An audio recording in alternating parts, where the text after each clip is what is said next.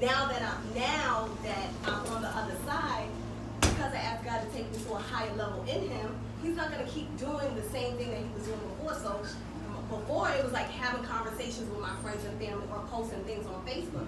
Now He's like, I'm going to magnify that and make you open to everybody.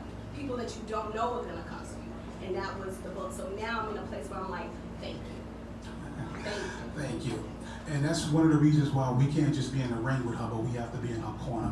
Because nobody knows the nights, the sleepless nights that she went through. Nobody knows when she had to cry herself to sleep. Nobody knows when she had to stand alone. And one thing about the number one, it's the loneliest number because you're by yourself. You know, we can always stand around a bunch of threes, but when you have foresight, you want to move on, you want to get older, you want to get better, you want to grow. You don't just want to grow in God, you want to grow in yourself, and you want to grow through what you go through. It's no sense in you going through it and you're going to be the same person as what you went in. You want to come out better. And right now you're looking at the other side of pain. And inside of you right now, do you feel free? Do you feel liberated? Absolutely. And what's the most liberating part about this right now? The liberating part is I'm finally okay with who I am. And I had a conversation with my girlfriend, and I was telling her how like I felt like people were going to judge me. People would look at me in a certain way because I still like to go out. I still like to party. I didn't want people to look at me like, oh, are you going to be a minister? Are you going to be a pastor? That made me very uncomfortable. No, that's not what God called me to do. I'm doing His work the way He's telling me to do my work. And she told me, Brandy, live in your truth. This is your truth. Be who you are. And she told me this months ago, but it didn't finally hit me until like maybe last week. Like, you know what? I don't care what anybody has to think. This is me. You're going to see me turning up, turn up, doing whatever, but you're also going to know that I love God. I still go to church. I could go out on Saturday and still go to church on Sunday. Hello? And sometimes that's the perception that we give off. People want to say, you know what, the church folks are so perfect. I got to be perfect before I go into that building. And it's a false perception because no matter where you are, if the place is perfect, it becomes imperfect once we get in there. And we're all perfectly imperfect. So no matter where we go, there's going to be an imperfection there because we're not perfect people. So until we let down and we sit up there and say to ourselves, I'm going to live out loud. I'm going to live my truth out loud. And that's one thing about people. The enemy is going to send people your way that's going to sit up there and try to destroy you because you know what? That's his job. So this is why we wrestle not against flesh and blood.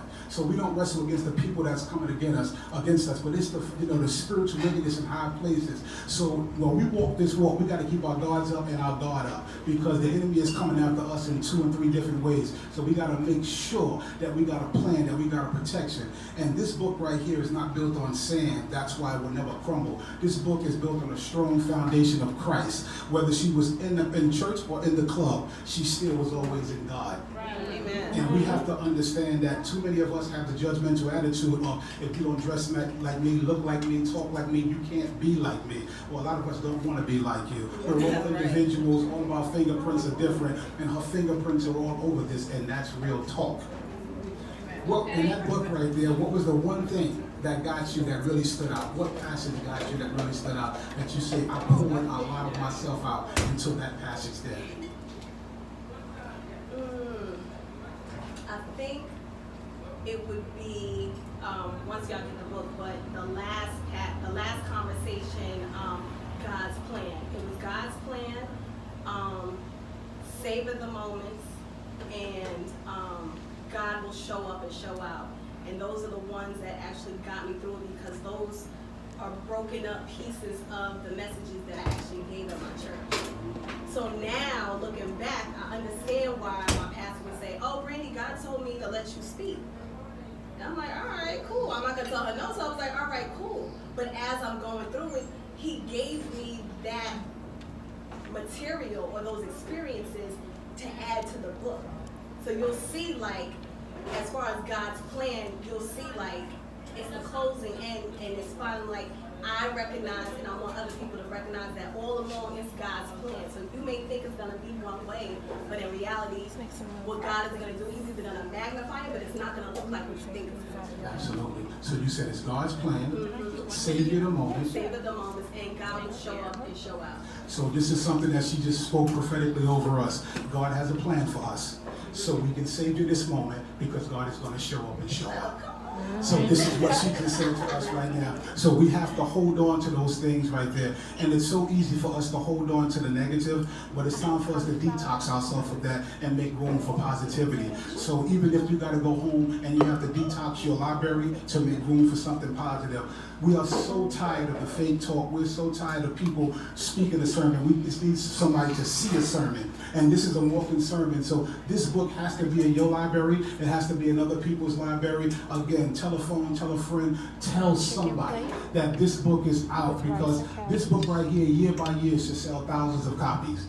Thousands of copies. There's no way that we should not be into real talk. So many of us talk about the hypocritical side of each other. We talk about what's wrong, but now we got a chance to talk about what's right, and that's real. So if it takes you 21 days to break a habit, you got 30 days. You got 9 extras to fix it. Real talk. What made you come up with the color purple?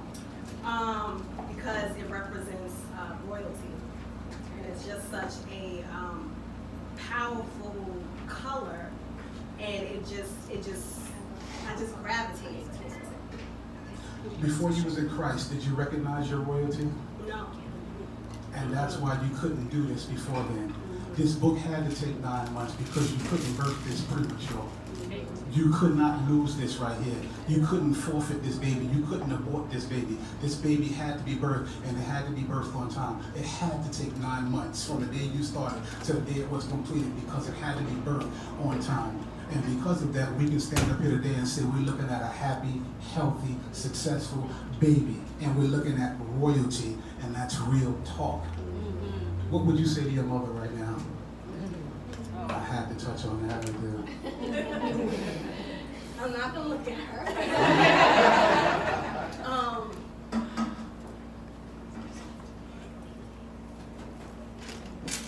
When I tell you, I've never seen a woman with so much strength. So much strength. And we laugh all the time because we'll be in church and we won't hug, right?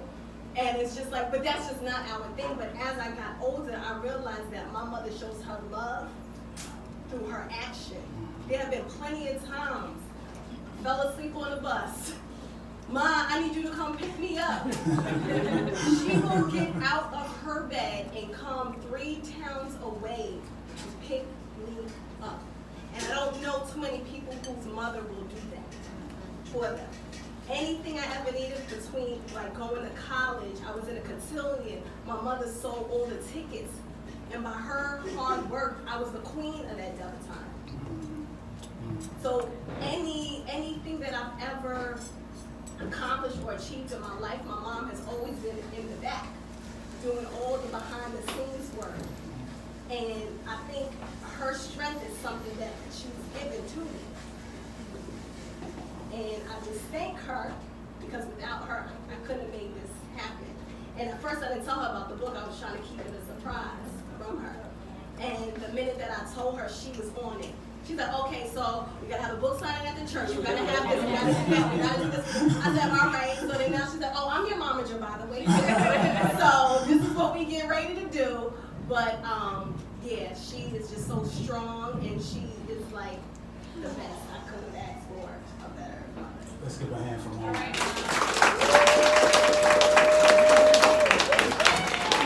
The reason I ask you about your mother is because no matter how old we get, we all need that mother's love. And one thing about a mother, they're a protector. A mother will tell you in a minute, you can do anything to me, but you do something to my child, and I will check you out. Yes. You understand what I mean? So I am so happy and so grateful to Mom for passing the baton, for passing down your DNA, for passing down your strength, for passing down your power, for passing down your knowledge, for passing down your wisdom to this right here. Because you know what? Now she can pass it on to us. She can pass the baton down to us. And because she has so much, we can all get a piece of it, and she'll still be strong. And it's all because of you. And that's real talk. Thank you. So as I always put the pressure on you, here we go. when are you starting the next book, and when is this one going to be in Spanish and audio? Okay. You telling me that since I first said it. Spanish, I didn't get there yet. Right? All I know is all live, on side. I'm okay, I'm on. Hey, look, hey. Maria.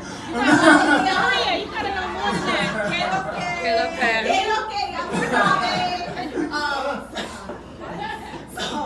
As far as like another book, I could definitely see that happening. I don't know how soon, because I'm literally still trying to take this all in. Absolutely. And you know I'm teasing you. Yeah, I know, and I haven't really had a moment where I was by myself to really have my moment by myself, because I've been working up until right this second. So I think tomorrow, letting y'all know, I'll see y'all on Tuesday, that Yeah, let's get that sick there. right, on YouTube. not coming in, and tomorrow I think I may be able to finally sit, do nothing, and really like take this on. The reason I asked her that, because I told Brandy that she needs to get her passport ready, because it's going to have more stamps on it. So she needs to make sure that she is multifaceted, that she is ready for what's coming is better than what's been.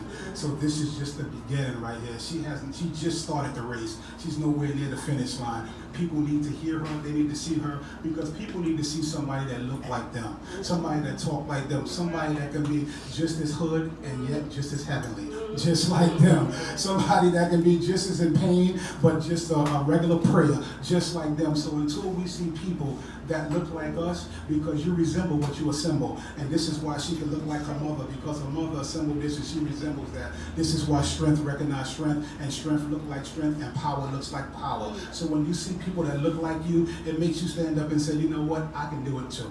It makes you stand up and say, let me grab hold to what she has right there and let me ride the wave. And it is okay to ride the coattails of somebody else. It doesn't make you less of a man or less of a woman. We all need help. This is what I say when I say the sum is greater than the parts. No man's an island by himself.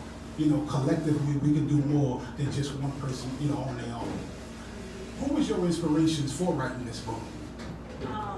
My own personal experiences and conversations that I've just had with friends and family, and occasionally, like, maybe I'll see something on like Facebook, social media, and that's when I really started to sit back and think. I said, everybody is broken. Everybody is broken. You may try to act like you're not, you may try to put on a front, but no, deep down inside you're broken. Something happened in your childhood that you're the way you are today. Yes. You know what I mean? And that's why I even had to tap into my childhood experience. Like, okay, Brittany, well, why are you like this? Well, maybe you're like this because this happened. You know what I mean? And it's like, that's another reason for this book, because this book is, I get a little deeper in this book than I actually do on the blog. Because I'm asking you, are you depressed? I'm asking you, are you in pain? And I'm asking you these questions so you could take the time to actually sit and reflect, so that you could start that self-healing process, so that you could find God, strengthen your relationship with God. That's the only way. At 22, when I first found God, like, I was a mess. Join the club. A mess. Like, seriously. And that's why, like, people will laugh, like, oh, you going to church on Sunday after you? Yeah, I'm going. I need that. And when I don't go to church, I feel off. Or like, if I'm away on vacation, I'm just doing this and I don't have time to read my devotional, like, my energy, I'm just off.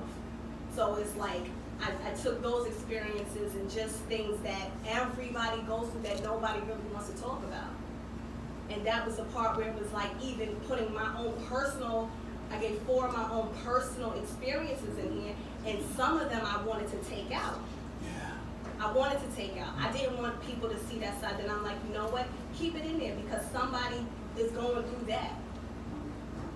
And that's what makes me real. That's what makes people relatable to me. That's what makes me authentic. That's what makes me genuine.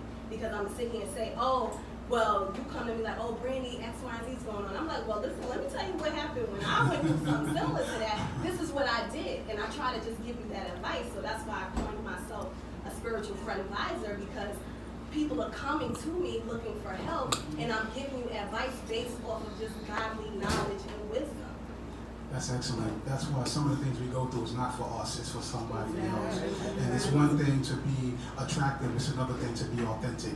And I'm happy that you chose to be authentic over being attractive. Attractive people will tell you whatever you want to hear and speak to your itchy ears. Authentic, somebody will sit up there and tell you, no, what you got on, you shouldn't wear that today. What you're doing right now, you shouldn't do it. With us, I'm so happy that you said you look within, because a lot of us have never looked in the mirror and had a conversation with a man and a woman in the mirror. We've never reflected on our reflection. We've been taught that we don't talk about depression. We don't talk about being vulnerable. We don't talk about being weak. We are supposed to walk around as if we're strong, when truly we are just broken inside. I mean, we're walking around cut up with Band-Aids all over us, and we won't walk into the hospital because we're taught to be strong. And at any point, did you say to yourself, you know what? I'm leaving this part out because, you know, this is just a little bit too much and I don't know how it's going to affect my mother, how it's going to affect my family. Was there anything to say, well, somebody's going to look at me different right there, so I'm just going to take this one thing out? No, and that's how I felt. But I'm like, you know what? I've had conversations with people where we were all going through something similar. So it wasn't like, this is Brandy's story. No, Brandy went through this one went through this. And I made it in such a way where it's generalized for people to just can relate to it. So, yeah.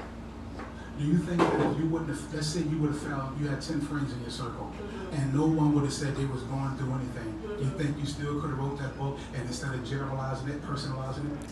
I think if 10 friends said they weren't going through something, I know a lot of other people who still are. Amen. And I know I still was.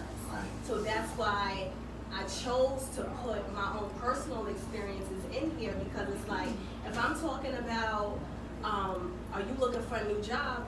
There were plenty of times I was unemployed. I know how it feels to be laid off. I know how it feels to live paycheck to paycheck.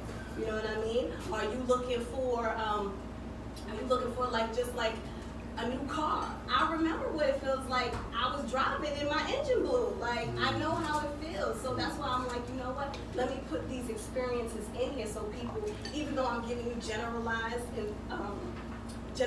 conversation, but then you have your four where it's, oh, okay. So she was going through something. So she understands how I feel. Excellent. See, you got through this and I wasn't too bad, right? No. Ladies and gentlemen, this concludes this session of me asking Brandy's the question. I just want to say this, I'm humbled and I'm blessed to be up here to share this moment with you. You know, of course, somebody shine a light on her. You understand what I mean? But I'm blessed, humbled to be a part of this journey. We met and it wasn't by accident. It wasn't by happenstance. This was meant to be. We were supposed to meet. I'm appreciative of what you did and what you put out there in writing. And thank you all for allowing me to be a part of this journey tonight. I hope that I did you proud. I hope that I did you well tonight. At this point, I'm going to call back up LaVasia, and she's going to be taking questions from the crowd. Anything that you think that I didn't ask or didn't tap into, please feel free to put Brandy on the spot, because I didn't make her cry enough. Thank you all again for your time. I appreciate it.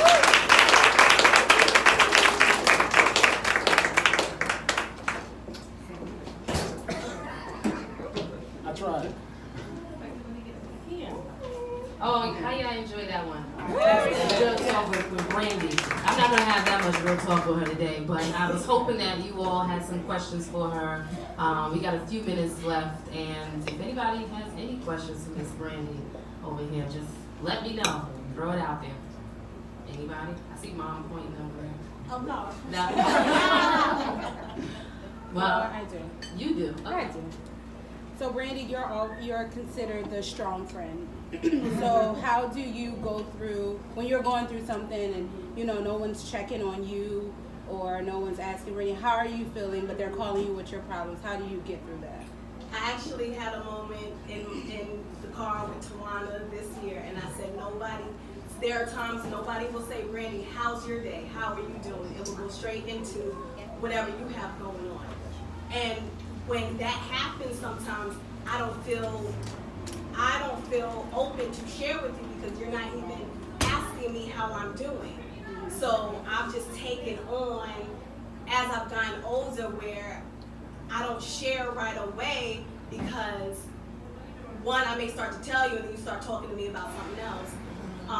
Or I just learned that, you know what, this is the time where I need to be alone. And it's reading the Bible, it's going to church, it's watching things on YouTube, it's fasting and jotting down my thoughts or whatever I feel like God is leading me, you know, with whatever he's telling me. So that's usually how I get through whatever I may be going through sometimes. That's a good question. Because even at work, we kind of just talk to each other because we kind of go through the same thing. So I'm glad you said that. And I see one more question in the back. Because Yeah. What was the biggest lesson you learned about yourself during this process? Ooh, the biggest thing I learned was to surrender all. And that was that's why I said it was such a hard year for me, because I had to surrender all. I had to surrender the fact that things didn't go the way I planned, and to take on what God was trying to give me or to show me. I had to learn to you have to be open. So when I say that writing this book wasn't my plan, but I asked God for a financial breakthrough. This wasn't your plan, but this is your financial breakthrough. I didn't ask God for a bit. Now it's turned into a business, and I forgot years ago I had spoken to existence that I wanted a marketing communications company. Crystal, she said, "But Brand, you said," and I told her, I was like, "Yeah, I wanted a marketing communications company where I help people market their company and do their social media." She's like, "But Brand, you are helping people. You're communicating with people on social media through your book and through your blog, and that's your business, that's your company." So, yes. anything else? You can always have this same conversation back there with her, because we're actually going to end this session here. I truly enjoyed this, so I really hope that you all enjoyed this session as well. Brandy, so we're going to have you go on back there to the back and sit right in front of your beautiful step and repeat. And we are going to ask everyone, you want to read from there? Yeah, I'll read more. Okay, she has a few seconds to read. Right, I'll make it. Mm-hmm. Okay, so conversation 15 is called Purpose for the Pain. Romans 8:18, "For I consider that our present sufferings cannot even be compared to the glory that will be revealed to us." Pain is physical suffering or discomfort caused by illness or injury. Pain is something that no one wants to experience, but no one is exempt from feeling pain. If you wish to believe it or not, there is a purpose for the pain. Pain allows you to appreciate the sunny days. Pain forces you to grow. Pain reveals things about you that you have not been willing to acknowledge. Pain draws you nearer to God. Pain will force you to your knees and cry out to God. God will inflict pain upon you so that he can reveal himself to you. The purpose of suffering is for God to reveal all the glory when you overcome the pain. Anytime pain is afflicted upon you, you must realize it is taking you to your next level. The next level that God has called you on in your spiritual relationship with him. Jesus was sent into the world to experience life in human form. Do you think that God would exempt us from the same pain that Jesus felt? While on the cross, Jesus asked God in Luke 22:42, "Father, if you are willing, please take this cup of suffering away from me. Yet I want your will to be done, not mine." Guess what? It was not God's will to remove the suffering from him. God responded in 2 Corinthians 12:9, "My grace is all you need. My power works best in weakness." God had a purpose for Jesus' pain. The purpose was for Jesus to take on our sins so that we can have eternal life and a direct relationship with God. The present suffering that you are experiencing will not last forever. When you grow through the pain, you will have no choice but to give God all the glory, honor, and praise.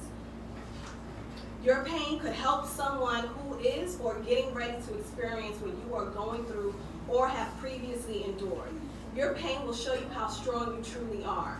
Your pain will also show you that you are experiencing every aspect of life. After the dark clouds and when the storm has passed, the pain will be a distant memory to prove that you are victorious and an overcomer. My pastor always says, it may not feel good while it's working, but it's always working for your good. After the pain, you will find out the purpose. Sometimes while you are experiencing pain, God will send someone along your path for you to speak to and encourage that it will get better. Even through your pain, God will use you as a vessel, and it will bring healing to you as you help others. And so because it's a devotional, after each devotion, I have a note section and then questions. So it's called Heart to Heart. So the questions that I ask for this particular conversation: do you believe that there is purpose for the pain? Are you able to recognize the good in the pain? Or are you consumed with why things happen? Have you experienced pain before and something good came out of it? Thank you.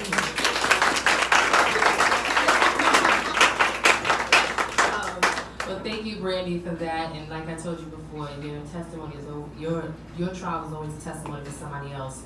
And we all know that. We all witness to that. And like I was saying before, first I want to thank Sylvanas, because I think I missed that part. I want to thank Sylvanas for allowing us to host the event here. I know they have another event coming right after us, so I want to say thank you, because I'm telling you, I hosted my first event here and it was amazing, and this one is also amazing, despite the water damage back there. But it's okay. Also, I have my notes here. Hold on 1 second. I gotta look back it over if I forget somebody. I want to thank Murray. I think, Murray, you still here? No, Murray. But I want to thank Murray, because Murray did a great job. I mean, that was without any notes at all. He did an amazing job. I want to also thank friends, and he did say that, huh, Melly? He did say that to go. I want to thank the friends and family that came out to support Miss Brandy and also Boost It Up. For those of you who didn't know, I remember I told you to encourage, to inspire, and to boost. That's all Boost It is about. Also, the Facebook page is Boost It Up, and Instagram page, LaVasia_the_founder.